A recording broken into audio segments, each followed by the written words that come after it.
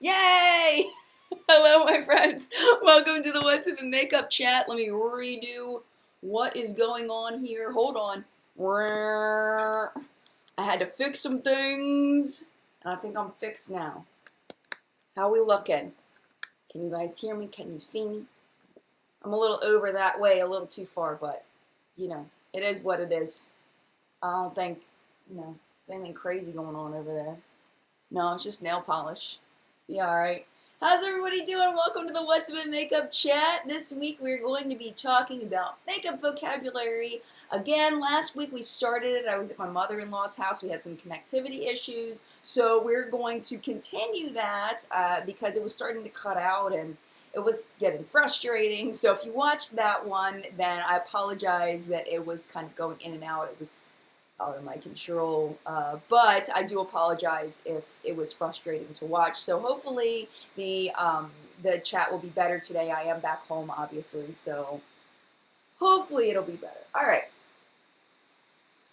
So where this stemmed from was I got a request, and honestly, I'm so mad at myself right now that I forgot to look up what her name was that requested for me to do this kind of chat, and I thought it was a fantastic idea. So what I did was I went on my Facebook group, which is whatsupwithmakeup.com. No, sorry, that's my website.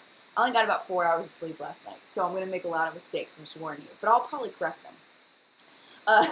Went to Facebook, www.facebook.com/group/whatsupinmakeup, and I asked my friends over there what are some common topics that people are confused by in makeup, what are some vocabulary terms that people just don't understand, and they gave me this huge list. I had over 50 different terms. I organized them all into categories. Last week we did part 1, this week we're doing part 2, and I'm so excited to go into, we're going to talk about some product specific terms, like ones that have to do with specific types of products, and then we're going to go into cheeks, face, and lip terms. So going into like the strobing and the baking and the draping and all that stuff, hopefully we will get to cover today. So before we do that though, I do want to be respectful when I invite people into my home. I like to say hello. So the collective brain of makeup awesomeness is the group of ladies and gentlemen over in the live chat today. I'm going to go quick say hello to them very quickly, and if you are here watching on the replay, you are also part of the collective brain. You are going to participate in the comments down below.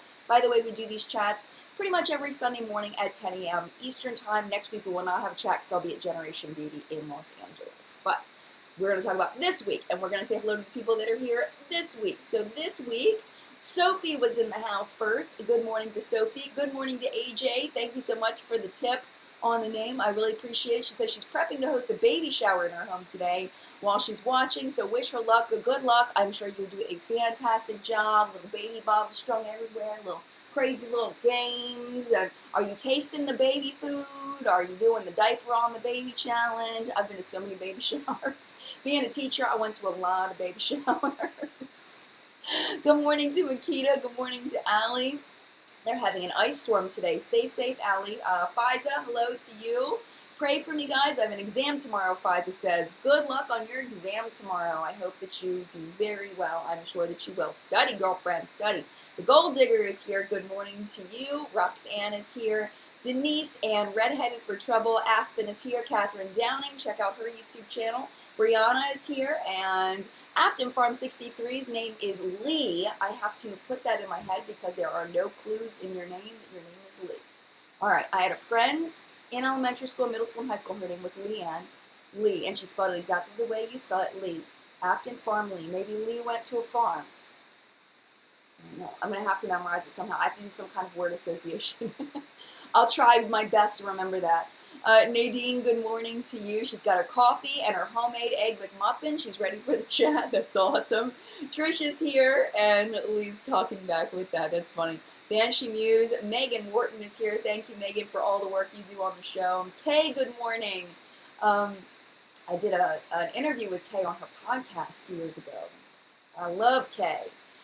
Breeding Mom is here, and Nadine I already talked to. Looks like a lot of the same people. Elijah's here, Liz is here, Grady's here, Katie's here, and Adele is here. And if I did not say your name, hello and welcome to the What's Up in Makeup chat. I could do Romper Room for like half an hour, but I knew people are here to talk about the different vocabulary terms. So hello if I did not say hello. Nina says, good morning, everybody. This week is going to be crazy in the nation's capital, MLK Day and inauguration in the same week. Yes. I am escaping the Washington, D.C. metropolitan area and going to Los Angeles. And we'll see what happens there. It should be interesting. I'll remotely be paying attention to what's happening in the Baltimore, D.C. area. All right, so now we have product-specific stuff, so let's jump in. So the first one is one we talked about last week, and it's called Hard Pan. I actually think I have a Tarte blush that has Hard Pan. Yep, right here. For some reason, Tarte blushes get Hard Pan, and I don't know why. I haven't fixed this one yet. I don't know if you can see that, but there's some dark black like stuff here. And like up here, it's like a little bit discolored. This is the Tarte Blush in Tipsy. This is, Hard Pan is when you either get oils or water on a product and it gives it kind of a film over the top so that the product doesn't come up as much. So like, I don't know if you can see that, but the swatch just isn't swatching there. I have to really, really rub it to get the swatch. There we go, now it's swatching. But yeah, so that's Hard Pan, and one of the ways you can get rid of Hard Pan, according to this blog that I talked about last week, is called the blog is Lipstick and Linguini. Lipstick, the letter N, and then the word linguini.com. It is linked down below. She says you can use tape to get it off. So we did talk about that one last week, but it was the first one on the list, so I wanted to bring it up again. All right, Joe and, that was from Allison and Valerie, had mentioned Hard Pan. Joe and Nikki wanted to talk about brush terminology, and that's where we kind of were choppy, and it was kind of a mess, and just bleh, it kind of got all funky from there. So let's talk a little bit about brush terminology and different things about brushes, different types of brushes, things like that. And I'm kind of looking here. Tracy says to scrape off the hard pan. Kay said to scrape off the hard pan. Yes, that is another way to do it. I would imagine that you might lose some product there, but I have done that in the past. I've actually done that with this blush in the past. Scraped it off. Fancy says, I wish you went to IMAX, Jen. I went yesterday. It was so fun, and the weather was great. Oh, I wish I was there, too. My friend Sanders Kennedy was there, and I haven't checked in with him to see how it was and if he had a good time. But I'll see him at Generation Beauty, so we'll hang out there.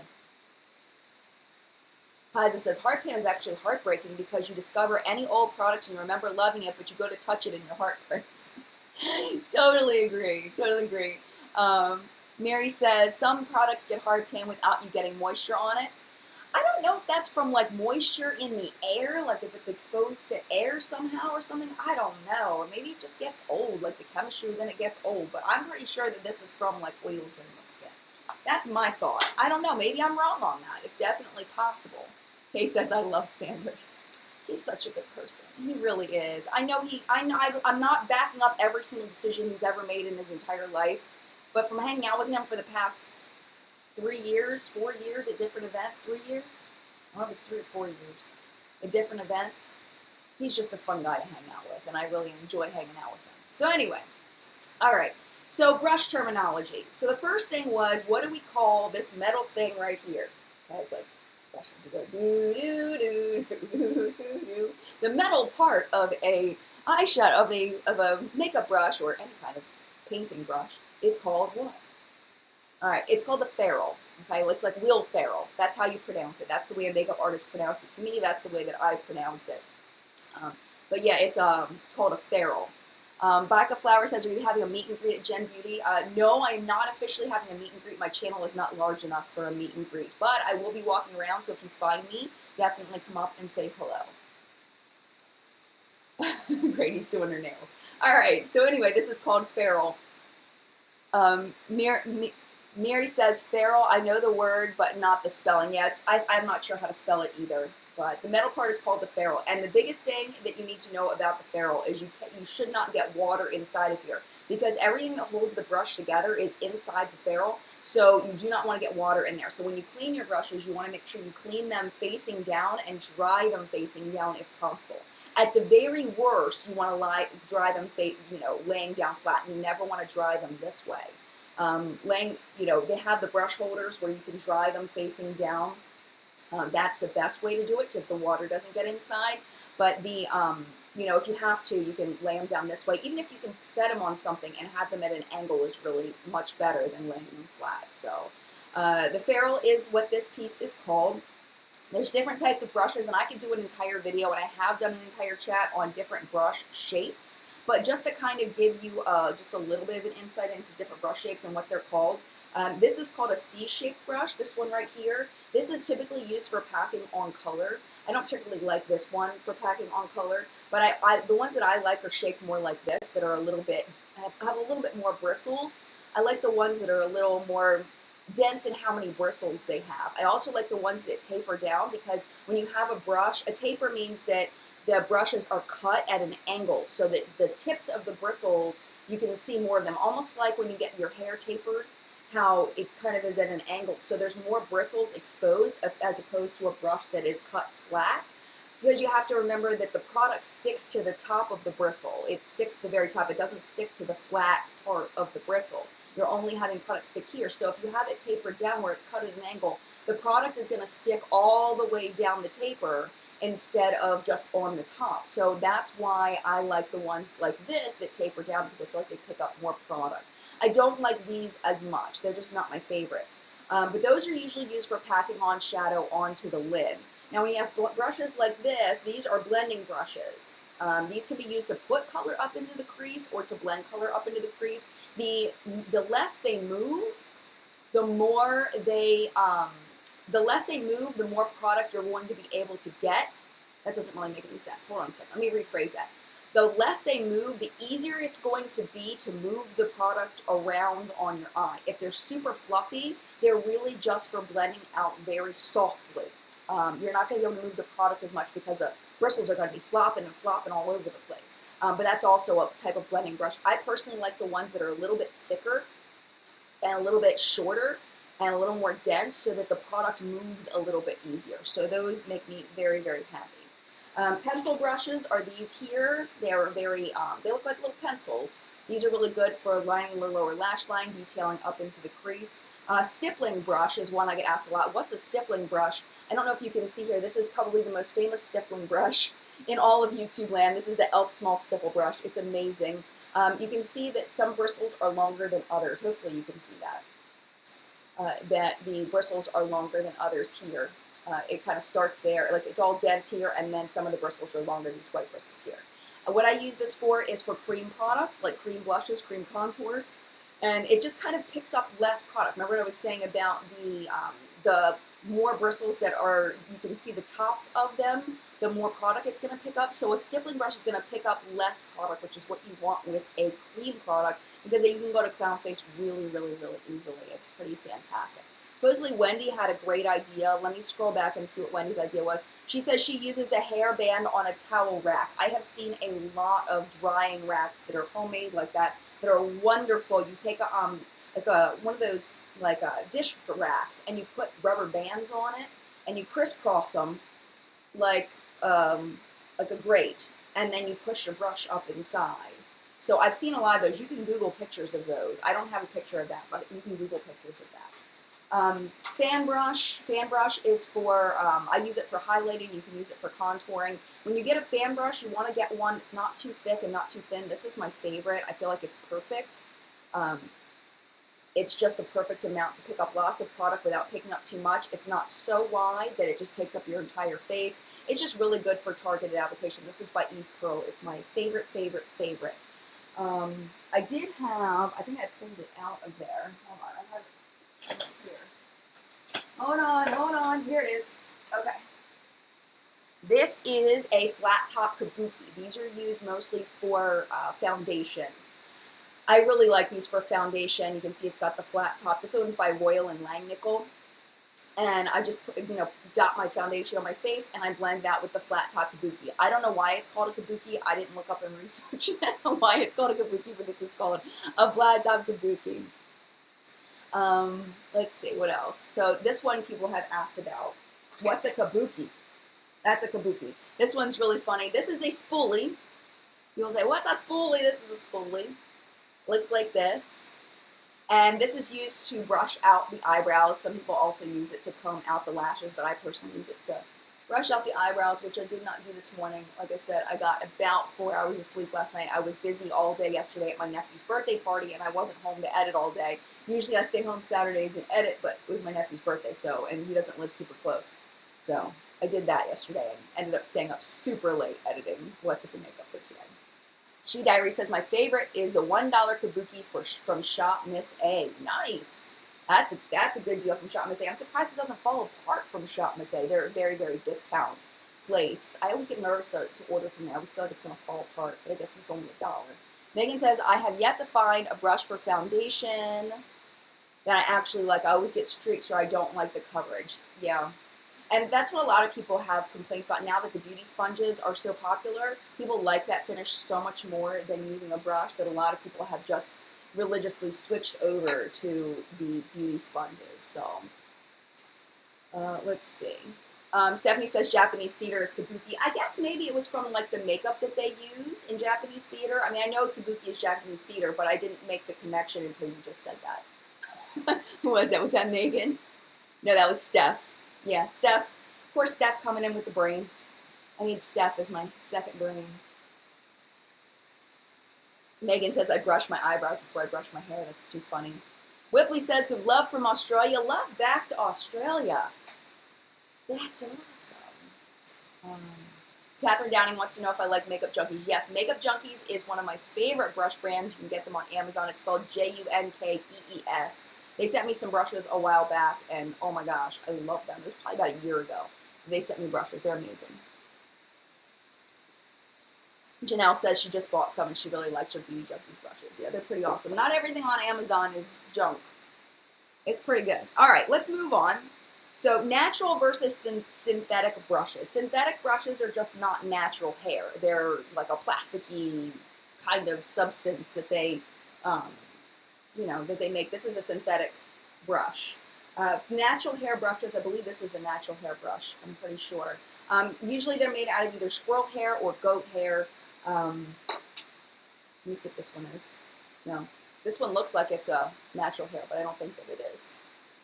But really the only way that I can tell personally, because I'm not that much of an expert, is to read the description from the manufacturer, whether it's natural or synthetic. I can't really tell.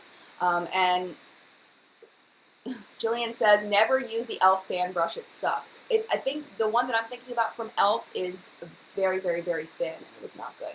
Kay says, I have one natural hair brush. Some people are very concerned about cruelty-free and natural hair brushes. A lot of the natural hair brushes, you have to check with the specific manufacturer about whether it's cruelty-free or not, but a lot of them will just brush the animal and get loose hair off of the animal. And not necessarily kill the animal, so you really have to check with the manufacturer to see how they acquire the hairs, whether it goes along with your cruelty-freeness. Some people won't use animal products at all. Vegans will not use animal products at all, so of course you wouldn't want natural hair brushes at all. Let's see. Diana says natural brushes also have a natural odor sometimes, and I haven't noticed that on the natural brushes that I have, but my dog did eat one of my natural hair brushes that I got from BoxyCharm. I ended up throwing it away. I'll also show you. My dog picked it out of all of my brushes and ate it. There's my BoxyCharm video that was up last month. You can see it. All right, let's see. Okay, so let's talk about different finishes of eyeshadow that people talk about in videos. Love to New Jersey, Lizbeth. And Valentina supposedly had a great plan. So let me see what Valentina's plan was.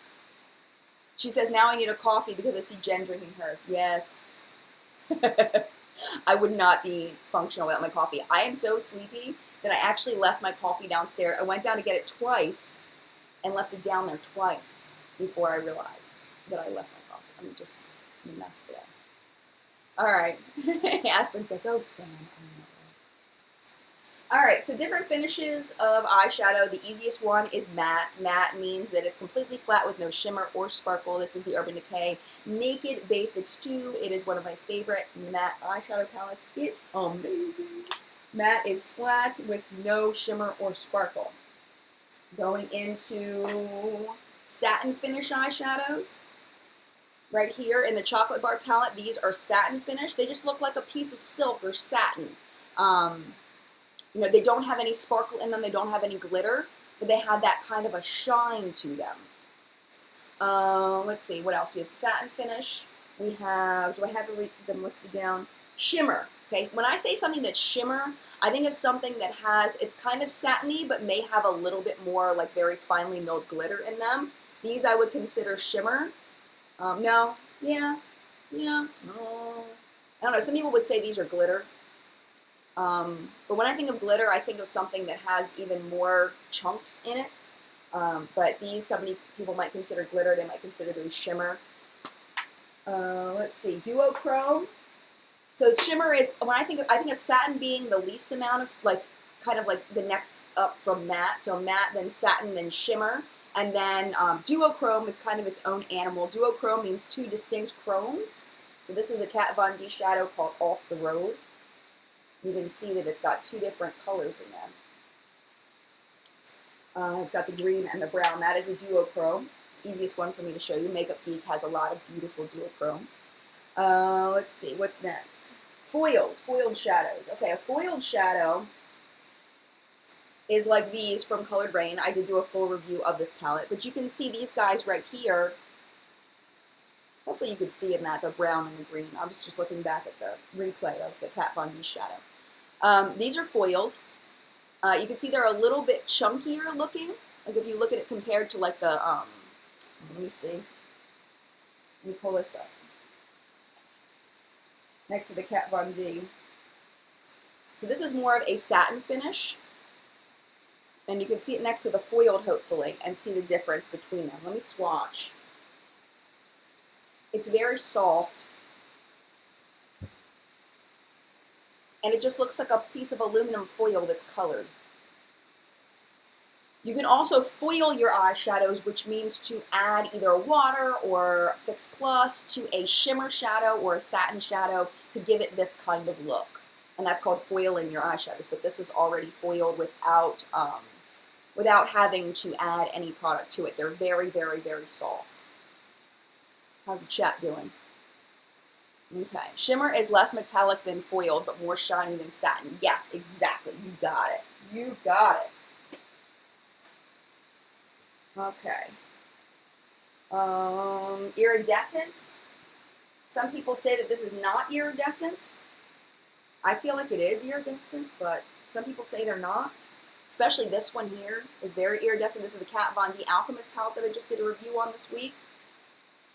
This to me is iridescent. I don't know. I mean, maybe I'm off with my definitions, but that looks iridescent to me. I think it's people that are really into nail polish, because nail polish can be really dramatically iridescent, where an eyeshadow is a little bit more difficult, or a highlight is a little more difficult, but to me that's iridescent. Oh no. That's the way I feel about it. And then I already talked about satin. So how are we doing on eyeshadow? Everybody okay? Beauty Hall 411, Beth, great Instagram. I love Makeup Geek foiled eyeshadows. They're my fave. And Nadine says, what are the chunky glitters in the Natasha Denona palettes considered? I have one. Hold on. Okay. These right here, I only have this one Natasha Denona palette. I never use it because I don't know why I picked this shade selection. Like, what was I thinking on picking this shade selection? I was thinking it looked different in the store. When I was there, when I was at IMATS, I was thinking it looked different. But this is, I would say this is probably a foiled. This looks foiled to me. This is the green. That looks foiled to me. And this is more of a satin. I don't know. Yeah, this is more, I would say this is more of a satin and this is more of a foiled. This is the only Natasha Denona that I have, is this one. Which I seriously, I don't know what I was thinking picking this one. I guess I was trying to find something different. Oh no. But this one definitely looks foiled to me. I don't know what Natasha Denona calls them, but yeah. So there you go. I need to use it more because the green is gorgeous. It's absolutely gorgeous. I just forget to use it because it's like such a weird repeat color combination. I don't know why I did that. Steph says, I'd say the chunky glitter is straight up glitter, but it does go on like foil. Yeah, those are the only Natasha Denona ones that I have, so that's all I can kind of speak to on that. There are glitter eyeshadows.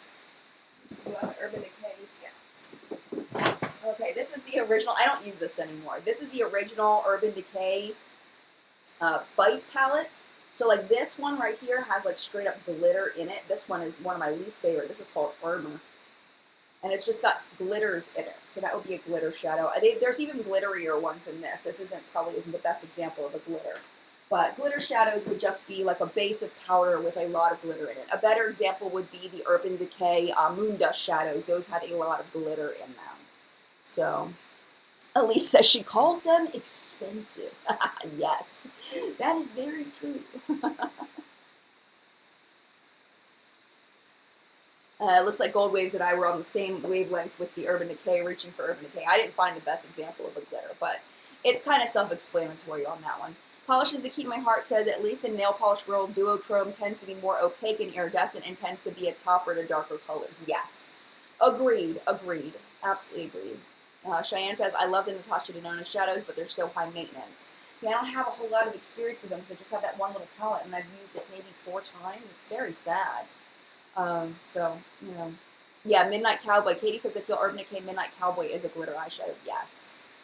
And then there's like sister shades. There's Midnight Cowgirl, which is also a glittery one. All right, so we good on that, hopefully. Oh, placement of matte versus shimmer shades. How do you know where to place them? Just like I said last week, you do what you want. You do what makes you happy. The general way that people typically do them is to place, you can do matte all over your lid. But a matte crease color for a transition, which we talked about last week, what a transition shade was, is great for up in the crease. I feel like it's a nice anchor for the look to do a transition shade, which I'll go over again very quickly. It's just a shade that is it's about 2 shades deeper than your natural skin tone, and it is matte. It's usually, like this one is my crease shade right here from this palette. And you take a fluffy brush and you put it up into your crease in order to transition one shade from another. It's also to contour your eye so that there is more depth to your eye. And it's just a great way to start off the look to make your look more more finished looking, you know, and it makes it look more professional, that crease color. Do you have to use a transition color? No, absolutely not. So the matte shade would go up into the crease, and I feel like if you're going to do shimmer on the lid, I like to do shimmer all over the lid. I don't like to mix mattes and shimmers on my eye, and except for maybe like I'll do like a little bit of an inner corner highlight that's a shimmer and the rest matte, but I like my finishes to kind of match on the lid. I feel like they blend better together. Like if I have, if I'm doing a lot of foiled shades, I like to do all foiled shades on my lid, and then I'll do matte on my brow bone. Things like that, but I don't like to mix finishes on my lid. I just, you know. Nicole wants to know if I can do a tutorial with that palette. I don't do tutorials. I'm not that good. If you notice in the demos I do with my products, I'm really just a very average makeup applier. I feel like I'm a very good reviewer and average at applying makeup. So I don't do tutorials. I'm sorry.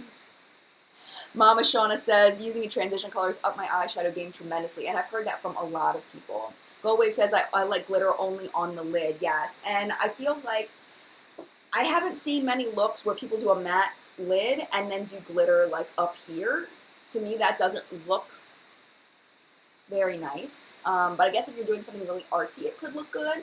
But I really like to stick with glitter and shimmer on the lid and then possibly a little bit of shimmer under the brow bone as a highlight, but I don't really put a lot of shimmer like up here. I use mostly matte shades up here, but I will put some shimmer up into my crease sometimes after the transition color just to give a little bit more depth and dimension and a little more poppiness. So Toby says, I do demos. Good. Thank you so much. I appreciate it. Steph says, I'm the opposite. I mix finishes all the time. I love shimmer, glitter, whatever you have on my lids. I just have a little more trouble blending them together.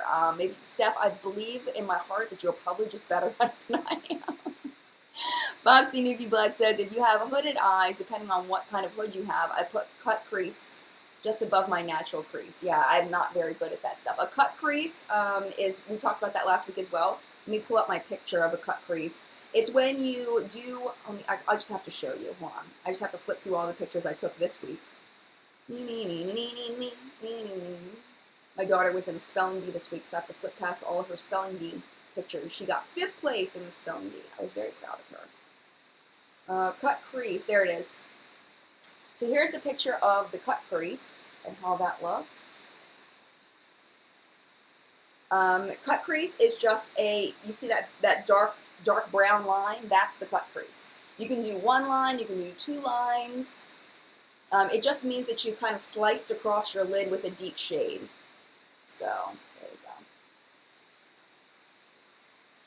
I have somebody asking me a question on my YouTube video today that I wish I could answer her.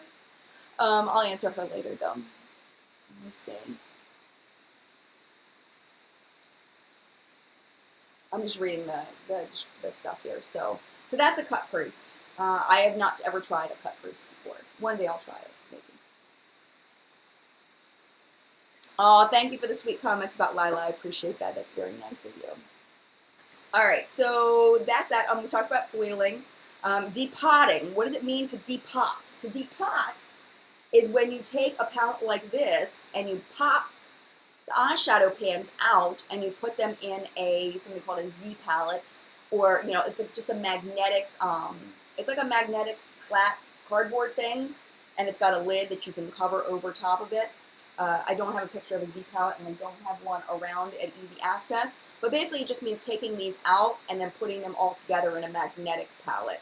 I did do that at one point. Actually, I might have one. Hold on a second.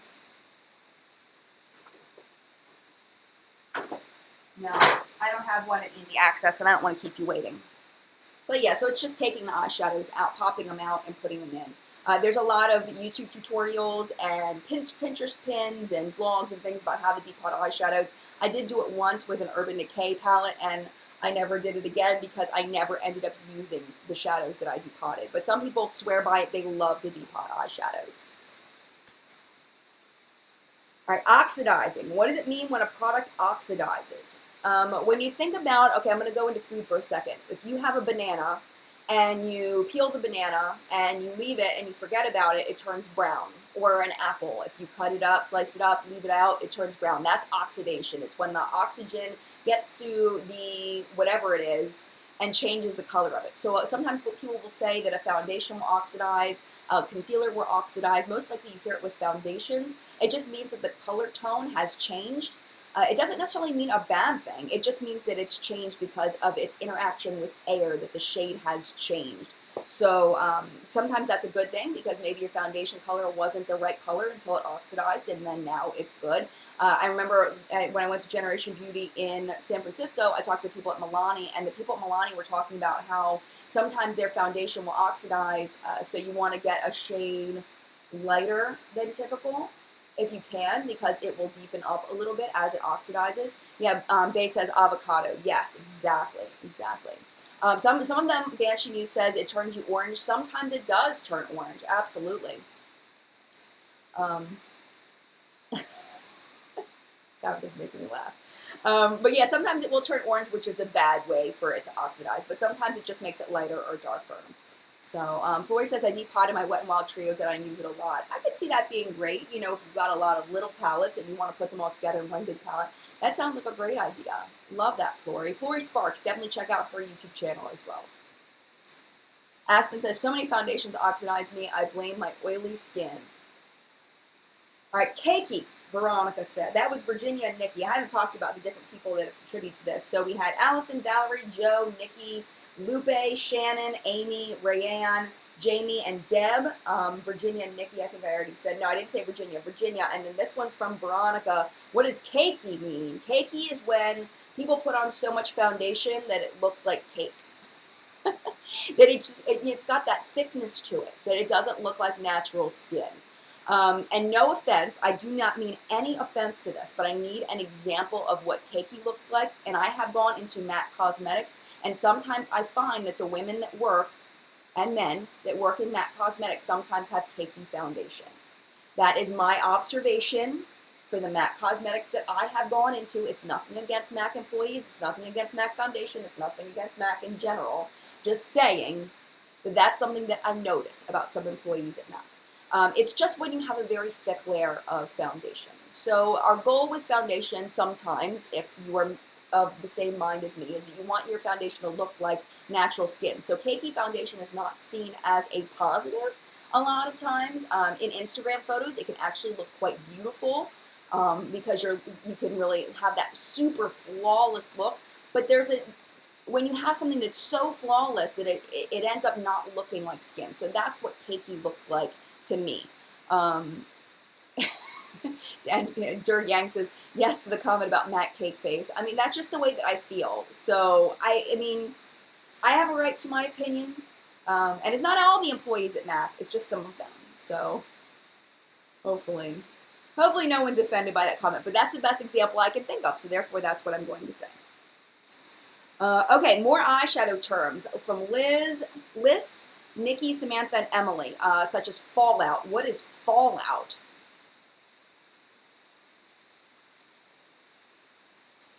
Fallout, I was reading the comments for a second. Fallout is when you take an eyeshadow, and let's say I'm putting this eyeshadow on my face. See all that powder that comes up? And I don't tap my brush off, and I put it on, and you see right there, there's a bunch of powder that kind of fell down here. That is fallout. This right here, all these little specks, are fallout. And where that becomes a problem is if you've done your concealer and foundation before your eyeshadow, it may be difficult to get this off because let's say I try to wipe that off and now I've got a big mush of color. Maybe underneath my eye I've got some brown. So a way to avoid fallout is to either not dig your brush, either to not dig your brush real hard into the shadow pan like I just did. I dug it pretty hard in there. Either just be more gentle with your shadows and that way you waste less product, or to tap off your brush so that you don't have excess product. But you don't want to tap it too hard. Some people go, and it drives me nuts when I see people go, it's like, you're going to break your eyeshadow pan. But you're also going to shake off too much product and you may not get the pigmentation that you want from it. So just kind of giving it a gentle tap and kind of getting the excess off. And that'll give you a more, see now there's no product left because I tapped it so hard.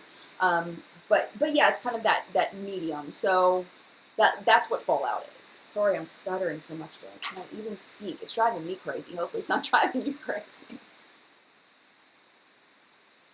So that can happen. That's typically talked about with eyeshadow.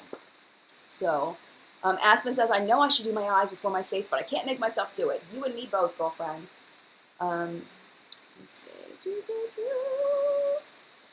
Let me see. Yeah, a lot of people are saying they only do, like Foxy Newfie Black says, I always do my foundation, my eyes before my foundation. I'm not the only one. I think that's the smart way to do it. I really do. I think that's a smart way to do it. I just don't do it like that, and I don't know why. I just got into a habit at a very young age of doing things in a specific order. I remember my mom sold Avon, and she had this Avon book that gave you directions on how to do your makeup. And it said, you know, foundation and then concealer. There was no primer. It was foundation, concealer, and that was the way it went. So that's the way I always did it. But I really should do my eyeshadow first. Let's see. There is a downside to doing your eyeshadow first, and though in that if you get too much, like you could end up accidentally going into your eye look with your products. Sometimes it's easier just to slap the foundation all over your face before you do your eyeshadow. But for fallout purposes, it's probably better to do eyeshadow first. Anyway, moving on. Let's see. Project Pan and hitting pan. What does it mean to hit pan? To hit pan means that you've used something so much that you can see the bottom of the eyeshadow, and it's silver down there, and you see the bottom. I have no examples of this currently. Because I have too many products, and I know that it's sad. But I don't use products enough to hit pan. Because I'm constantly trying new things for the channel, so yeah, but that's, and Project Pan is when people do a YouTube video. Ooh, this thing has a lot of spots on it. Just noticed that in the replay that my mirror is like super spotty. Sorry about that. Project Pan is when your goal is to use up makeup in your collection so that you don't waste. To use a product so much that you hit pan. That's called Project Pan. I know a lot of channels do Project Pans. I personally don't because then I'd never review anything else. I'd always be using the same things and I just don't do that. Megan says, I just hit pan on my Too Faced Cocoa Foundation. Oh man, wow. Kimberly says, I've tried to do eyeshadow first, but it just feels weird and throws me out of whack. Yep. Foxy Newfie Black says, thoughts on color correctors. I personally don't use color correctors. My skin is not discolored enough that I feel like I need color correctors. I've heard people have success with them, but I personally, for me, find them unnecessary. For me personally, I haven't had experience with them where I felt like they were necessary. But it may be me, and maybe me not knowing how to use them properly, and maybe I'm not using the right products, but they have not been important to me. Gold Wave says, I've never hit pan on anything. Gina says, I fail at project pans every time. Yeah, that's why I don't do them. Elise says, I hit pan on the ABH pink champagne. I'll believe it. I'll believe it. All right. Decluttering. Veronica said decluttering. Oh, that was from Sarah. Veronica said decluttering. Decluttering is when you go through your collection and you get rid of things that are considered clutter to you, things that you're no longer using, and you either pass them on or throw them away because they're old. It's just kind of thinning out your collection. Rose says, if you could hit pan on a product, which would you like to use that often? Probably Mary Luminizer by The Balm. It's my favorite highlighter. I would probably hit pan on that. Jenny says, just doesn't have enough discoloration. Yeah, exactly. So there's a lot of people that do have the discoloration for color correctors and have a lot of success with them. But for me, I don't need them. So I can't really speak a whole lot on them. Anna says, Kelsey, yes, tempera, hit pan on that. You guys are having a conversation. I'm losing it. Never mind on that one because there's stuff there. And actually, ironically enough, Jamie and Jenny, the next one says color correcting versus concealer. Color correcting, I don't have any color correcting products to show you, but they're typically, there's usually a blue, a green, a pink, not blue, purple, pink, green are very common for color correcting. And really it's to combat discoloration of the skin. So if you have red, you're supposed to use a greenish tinge to combat the red. If you think about the color wheel, and you can Google a color wheel, and I've done this before multiple times, where you look at the color wheel and you look at what's opposite, and that's where you can find those contrasting colors. So if you have purple under your eyes, I believe that is what's the color corrected purple? Now I forgot. This was, Steph says I always use peach under the eyes, and yes, that's very, very common. Oh yeah, peach and blue. So if you have a blue tone under your eyes, then a peach-colored concealer is something you can do for color correcting. And then redness for blemishes, people will use green to combat redness. Or people will use, like e.l.f. makes a green-colored primer. There's other brands that make a green-colored primer to help combat redness. I don't know if it actually works or not, but that's what that is for. But a concealer is typically the shade of a skin color, and you use it just to conceal, just to straight up cover up discoloration, where a color corrector is to correct discoloration. Concealer is just to hide it. Yesenia says the balm was on Hot Look this week. Really? Man, you were on point, Yesenia. Really? Let me look. I have to see it for myself. Oh, I'm excited about that. I'm going to look it up right now. Beauty. Go to the bottom. It sure is. Monday the 16th at 8 a.m. Nice. That's tomorrow. Nice. Sweet. Definitely jump on that. The balm on Hot Look. Definitely jump on it. 50% off usually of everything, which is awesome. Kelsey said the e.l.f. color corrector didn't work for her. Good to know. Rose says that contour palette looks... Oh, you guys are talking to each other. All right, moving on. Amber says BB cream, CC cream, foundation, tinted moisturizer, and serum. What are the differences? Now, there is a product in the show today that confuses me to no end because it's a BB cream foundation. I believe it's by Rimmel. I'm like, how can you have a BB cream foundation? Like, what are you even doing? Like, how is that even possible? I guess what they're saying is it's a CC cream. A BB cream and a CC cream tend to have skincare ingredients in them. Where a BB cream is a lighter coverage and the CC cream is typically for color correcting. More similar to foundation. Foundation, okay, let me rewind. BB cream, the point of it is being a beauty balm, giving you a lot of skincare stuff in it. Its job isn't necessarily to give you a full coverage look. It's more of a tinted moisturizer, light to medium coverage on a BB cream. Where a CC cream will give you the same benefits, the same skincare benefits, but it's also a color correcting cream where it gives you, usually gives you more coverage than a BB cream. Now a foundation is doesn't typically have any skincare benefits. Some of them do, but a foundation doesn't typically have skincare benefits, and it gives you, it can be anywhere from light to full coverage foundation. Foundation, you just have to kind of read the description for foundation.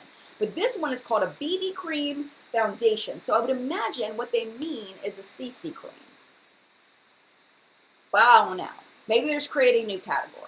I've never tried it. It's brand new, so I've never tried it, so I'm not sure. Megan says, I feel like some drugstore brands use trendy words or names to describe their products that maybe don't make sense at all. I think it's just to get people to buy it, and I have a feeling, Megan, you are 100% right. I think you're totally right. Tina says, what about new IT Cosmetics Serum Foundation? Going to try. I have not tried it. A serum foundation is usually very concentrated foundation. You usually only need a few drops in order to give you a full coverage, a more full coverage look. Where you just, it's like a dropper, like it's usually very, very thin, and you don't need a whole lot. Bare Minerals makes one. I mean, there's so many of them. That they're just kind of liquidy, and they push around the face, and you can use more drops for fuller coverage, less drops for lighter coverage. Oh my goodness, we are already starting to run out of time. Oh my goodness, I didn't get to the face stuff yet. I better hurry up. All right, cheeks, face, and lips. Lupe said ombre. What does it mean to ombre? And I do have a picture of ombre. Ombre is when you use two colors and blend them together to give them kind of a faded look. Sometimes more than two colors, but typically it's two colors. For ombre, you can ombre your lips, you can ombre your eyes, and it's just to fade from one color to the next. You can ombre your hair. That's kind of the way that my hair was. I don't know what it is now, but that's the way that it was when I had the red, if you were watching my channel when I had the red. Let's see, where is it? Right here. Ombre lips. So there is an example of ombre lips. Oh, I didn't mention tinted moisturizer is just a moisturizer that has a little bit of tint in it. I didn't mention that one, but it usually is very, very light coverage, if any coverage at all. I mean, sometimes it's so light you can't even see it. So that is an ombre lip. Mion and Sabrina says the difference between strobing and contouring. Okay, strobing is basically over highlighting your face. It's usually layering highlighter onto your face. So you may use one highlighter that is one tone and layer another highlighter on top. It's a super glowy look. I feel like it looks best in pictures, on Instagram, things like that. I feel like in real life it can be a little bit overpowering. I have seen people in person that have been done strobing, and I feel like it looks a little bit unnatural. People with oily skin sometimes are like, why do people insist on highlighting with this extra glowiness? It's like, I'm trying to combat all of the glowiness, and you're making it even more. Like, why is this even happening?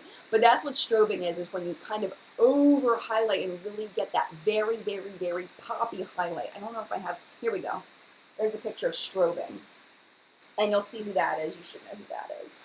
I actually probably could not pick this person out of a lineup. Is that Desi? I think it's Desi. How sad is that? That's how few tutorials I watch. Let me see. Strobing. Yeah, that's Desi. She'll probably be a Generation Beauty, and people are like, oh my gosh, it's Desi. And it's like, wait, who?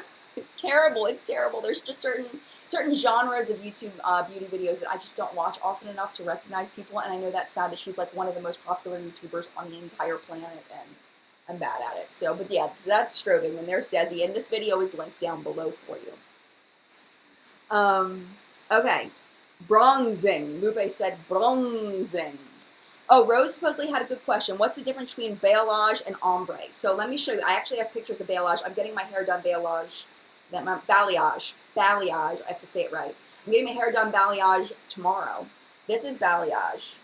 And balayage goes up higher, and it's just kind of textured in there, but it doesn't go all the way up to the top, where ombre is more of like a dip dye kind of thing, where you have like more distinct colors, like I did before, like I had before when I had the red and the pink.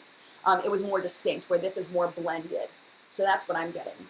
Hopefully you guys could see that. It doesn't look like you could see that very well.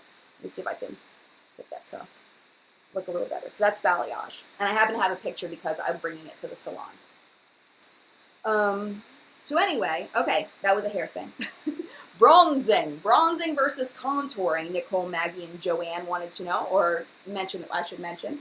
Bronzing is when you want to add color to the face. The goal is to add color. to give you like a sun-kissed glow, or sometimes people use bronzer kind of like a blush to add color. People will bronze up here to kind of give that glow, kind of do that 3 shape. I personally don't like bronzing down here. That's just me personally. I know a lot of people do enjoy that. If I was going to do anything down here, I would probably do a contour, but I don't usually do that. A contour, the purpose of a contour is to create shadows on the face. So people will sculpt out their cheeks here with a contour to make the cheekbones pop out. So thinking about what you want to bring forward, you're highlighting. What you want to bring back, you're contouring. So a contour is typically either a neutral shade or a cooler tone shade, where a bronzer is more a warm tone shade. So for example, this is the e.l.f. Contour Palette. And this is an amazing palette. If you can get your hands on it, it's totally, totally by far worth it. This is my contour shade, this is my bronzer shade. Do you see the difference in the shades? So this one is more cool toned, this is more warm toned. So definitely big difference. You don't really want to contour with a bronzer because it will give you, well, there are situations, and we're going to get into that actually in a second, where you may want to put some bronzer here a little bit, but it's not the purpose that a bronzer, it's not the same purpose that a contour has. A contour, you're trying to create shadow, and a bronzer will not give you that shadow. So it's a different purpose. But there is something. Is it here yet? No, it's not on my list. Wait, is it here? Hold on, hold on. Okay, it's called draping. Okay, draping is. Hold on, draping. I think I have a picture of draping. Do I have a picture of draping? Yes, here's draping, and this is also linked down below. So draping is when you contour with a blush. So you could technically do that with a bronzer as well, kind of, if you had like a lighter bronze cheek and then a deeper bronze here. And the purpose is to create a contour-ish with a blush, really just using a lighter blush here and a deeper blush here. But it's not really a contour, really. Like, I don't know, I guess it kind of is, but it's not creating a shadow. It's just really doing a multi-dimensional blush look is really what it is. Oh no, it says I'm unable to connect to chat, so I can't see you. If you're chatting right now, I totally can't see you, and I don't know why. It's making me very upset. Ugh. Well, that's annoying. Okay, but anyway, so that's draping, and that's also linked down below. Let me see. Her name is Tia Yong, and her video on this video is down below. Let's see. Tiffany said highlighting the center of your face with concealer and using highlight to add glow. So sometimes people will use highlight in order to just bring forward parts of the face. So people may highlight down the bridge of the nose, highlight the cheekbones with a matte highlight. And the reason is just to add light to the face. Sometimes people will add shiny highlight to those parts to bring those forward. But they both do the same thing. It's just whether you want it to have a shine or not. It's kind of like using eyeshadow. Sometimes you want a shine on your lids, sometimes you don't. The ones that are more matte, of course, are going to be just less prominent of a look with the highlight. And also, depending on how light your skin is, you may not see the matte highlight as much as someone with a deeper skin tone because the contrast just isn't there. So a light matte highlight is definitely going to be more effective the deeper your skin tone is. And then the poppy highlight is going to be, you should be able to see on any skin tone, that bright, shiny highlight. They kind of have the same idea behind them, it's just whether you want it to shine or not. Shannon said butthole lips. This is a term I've been using in my videos recently. Because it's true, it's when a liquid lipstick puckers up so much that it looks like butthole. And I'm sorry if that offends you. But that's what it means. I'm just saying what it means. I'm just being honest. Just being honest. And there's a picture of that there. And this is linked down below from She Fancy Keen. This is her picture of butthole lips. So there you go. Just really, really, really cracked and dry. And it says I'm unable to connect to chat. So if you're saying something, I do sincerely apologize. I cannot see it. Let me see if I can just type. I'm just going to type something random into the, and hopefully it gets me back to chat. People will be like, what are you typing? All right. Oh no, it's 10:56. Okay, so we talked about draping. Finishing powder versus setting powder. A setting powder is used to set the face. It's to set the foundation. A finishing powder is done after everything is done. So you can use a setting powder after you're done with your foundation and then do everything else and then use your finishing powder. Chemistry-wise, I don't know the difference, to be completely honest with you. Is there really a difference, or are they just trying to sell us two different products? I don't really know, but that's something I could definitely look into. I should look into it. It's a great idea to look into that. Is there really a difference between, chemistry-wise, a setting powder and a finishing powder? I'm imagining a setting powder would absorb oils more, and a finishing powder would be like more silicone-based. That's just my thought. Well, I guess, yeah, that's what I'm thinking. I don't know. But that's my thought. Non-touring. What is non-touring? Non-touring. Non-touring is something I heard about from Wayne Goss. I didn't know it existed until Wayne Goss mentioned it. It says, biggest beauty trend 2017. Oh, no, that's different. That's bake touring. We'll talk about that. Non-touring is a thing. That's a different one. We'll talk about bake touring in a second. That's the one I heard from Wayne Goss. Non-touring is definitely a very trendy word right now. Kim Kardashian is talking about non-touring. A lot of celebrities are talking about non-touring. And really all it is contouring without a contour shade. It's just contouring using highlighter without an actual contour shade. So that's why it's called non-touring. It's because you're not using a contour shade. I do have a picture of Miss Jennifer Lopez, who I adore. I love her. There she is. This is a non-toured look, and she actually even looks like she has a light contour there. But supposedly she's not wearing contour there. But it's very, very light and subtle, as opposed to a lot of the contouring we've been seeing lately where it's very, very sharp. Supposedly non-touring is coming back into trend where you're not doing such a sharp contour. So there's beautiful Miss Lopez. Right. All right.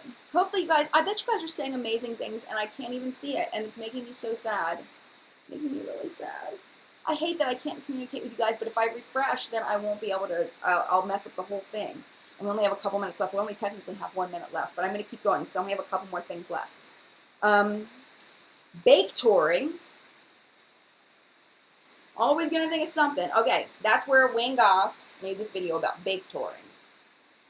And basically, bake touring is baking with contour products. So you bake in order to contour.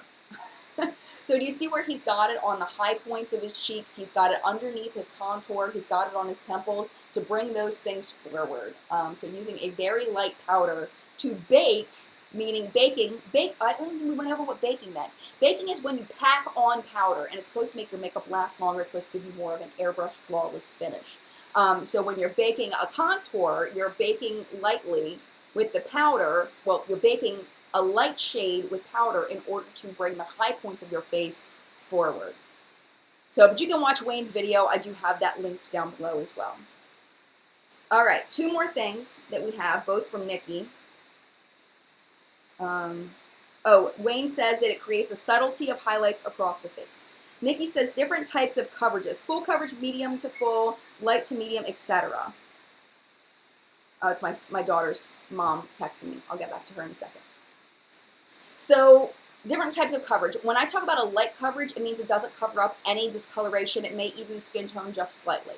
Light to medium coverage is going to cover up a little bit, where you are going to see a little bit of coverage of some redness, some dark spots, things like that. Medium coverage, they're just going to be kind of poking through just a little bit.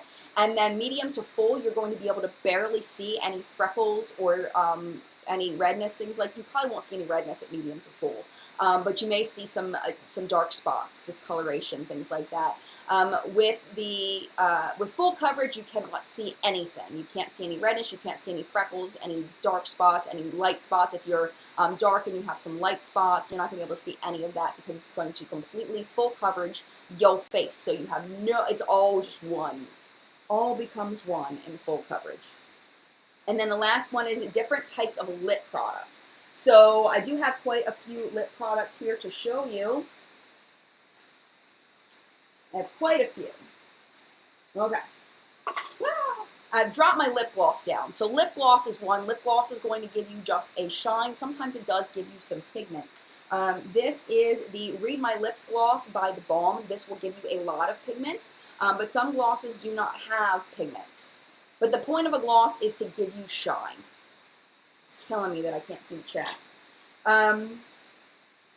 Okay, liquid lipstick is, well, let's do regular lipstick. Lipstick traditionally comes in a tube and it is solid. This is a lipstick. This is Airy Fairy by Rimmel. It's one of my favorites. But this is lipstick. Liquid lipstick is basically melted lipstick. It is not the same formula, however, as a tube lipstick. It's not like they just take this and they melt it. You have to do different things in order to make a liquid lipstick, formula-wise, in order for it to be good. I'm not going to go into the specifics of that because we just don't have time, but it's not the same formula, just melted. These are two different formulas of liquid lipstick. This is the Kat Von D. This is the Too Faced Melted Chocolate. Liquid lipstick can come in different tubes. So it's just the same kind of pigmentation you would get in a lipstick, meaning a pretty full coverage pigmentation, or typically a very full coverage pigmentation, but in a melted kind of form, in a liquidy kind of form. Then we have lip tints. This is actually my favorite lip tint. It's called Tints and Sass. It's by a company called Elizabeth Mott. It's the only lip tint that I've actually enjoyed. This is going to give you a very sheer coverage, very, very sheer, but it is going to stain the lips. And that's its job, is to stain the lips a color. It's not going to give you any kind of, it's going to blend in with your natural lip color, so you're still going to see texture on your lips, things like that, because it's just a stain. Where a lipstick is going to be more painted, typically. Not a lipstick, but a liquid lipstick is going to be more painted, technically. Oh, here's another lipstick by Too Faced. Sometimes they're in these skinny tubes. And then the last one is a lip balm, which isn't necessarily the same thing lip balm may have been a long time ago. Lip balms used to be always clear, but then now we have things like this NYX Butter Lip Balm that do have some color pigmentation to them. But this is still a lip balm. Its job is to be hydrating, but also sometimes to give color to the lips. So it's kind of a step up from the stain in that it gives you the same kind of effect, but also gives you hydration as well, where the stain is not going to give you hydration. And that was it. Oh, lip oil. A lip oil. I don't have a lip oil. A lip oil has kind of a lip oil is supposed to hydrate your lips, but it gives you more of a stained effect where let me see. It's more oily than a balm. So it would give you probably a similar effect to the tinted lip balm, but it's an oil formula instead of a waxy formula. So hopefully that made sense. I'm hoping it does. I don't own any lip oils, so I don't have any to show you, but that's what I've seen in swatches and reviews and things. So that is it for the What's Up with Makeup chat this week. I hope you enjoyed it. If you did enjoy it, on our Facebook group, facebook.com/groups/whatsupinmakeup, we do have something called, let me get the correct name. It's basically, there's video tutorials by makeup artists that are in the group. They do live chats, or they do like blog post style posts about different makeup techniques and things, and it's really, really fun. We do have quite a few people. We have about 500 people waiting to get in the group right now, so we're going to be clearing through those people, hopefully. It's called the Build Your Face Challenge. The first one was called Determining Your Skin Tone, and the second one was called Skin Type and Primer. So if you're interested in that, you can join our Facebook group. It's an amazing group of ladies and gentlemen over there just helping each other with makeup. It's kind of like this live chat where if you have a question about anything, you go in, you ask it, and 5 minutes later, you've got 15 responses to your question. It's pretty stinking amazing. So, so if you want to join the Facebook group, awesome. We do, like I said, have a very long list of people waiting to get in, so hopefully we can get you in sooner rather than later. There are a few of us. Kylie Lip Kit spam. If someone tries to sell you a fake Kylie Lip Kit, don't do it. I've heard horror stories. Just getting spam on my YouTube channel popping up. But yeah, definitely join the Facebook group. Just be patient with us letting you in. We are going to let you in. We screen every single number to make sure that no creepers get in. That, and if you want to know where to buy products from today's What's Up in Makeup, you can go to whatsupinmakeup.com. There should be clickable links there. There's also a Getting Ready With Me video over there where I got ready to film What's Up in Makeup, so you can see how I put on the products. Again, next week, no chat next week, so I'll be at Generation Beauty in Los Angeles, so no chat next week. But the following week, I think, is the last Sunday in the month. Let me see. Hold on a second. Yes, the following week is the next Sunday in the month. That is supposed to be our 5 p.m. Eastern Time chat on the 29th. So I'm hoping that I can follow through on that. I will keep you posted on social media whether that is happening or not. I will definitely let you know in What's Up in Makeup, the show on the 29th, and let you know what time chat is 100%. I always put it at the very end of the video. It's also in the video description if you want to join chat next week. So that is it for this week. Again, I apologize that I still cannot see the chat. I'm very sorry if you said something amazing and I missed it. I sincerely apologize that I missed it. I'm so looking forward to talking with you at Generation Beauty. I am going to be live streaming on Periscope and possibly Facebook. Probably not Facebook, because my Facebook is weird because I don't have a like a YouTube like celebrity kind of account. Like I don't have one of those because I don't like the way they're set up. Like those pages or whatever, I don't like them. So I have a personal account. If you want to follow me, it's Jen WUIM is my name over there. It stands for What's Up in Makeup, my last name. You can follow me, and hopefully you'll be able to see a live stream from there, but I don't know if I want to do that. I'll probably be live streaming to the Facebook group, but I'll definitely be live streaming from Periscope. So if you're not following me on Periscope, definitely follow me there, because I am going to the Generation Beauty cocktail party. So there's going to be a lot of awesome people there. I'm also going to Creator Day, which is a whole other thing. I'm not going to go into the details of what Creator Day is, but I'm also going to be going there, hopefully live streaming some from there. And from the actual event at Generation Beauty. So make sure you're following me on those places. I could also do some live streams from my Instagram as well. I'll probably do that too. Some little Snapchat very much. So I probably won't be on Snapchat, but make sure you follow me on Instagram as well. So I'm already 5 minutes over, so I'm talking. Shut up, Jen. People want to enjoy the rest of their day. So you guys have a wonderful rest of your day. Thank you so much for being here, and mad love to you. And I will see you in the next chat. I'll see you live streaming before then, but I'll see you in the next chat in 2 weeks. So have a great week. Mad love. Have a great 2 weeks. Bye.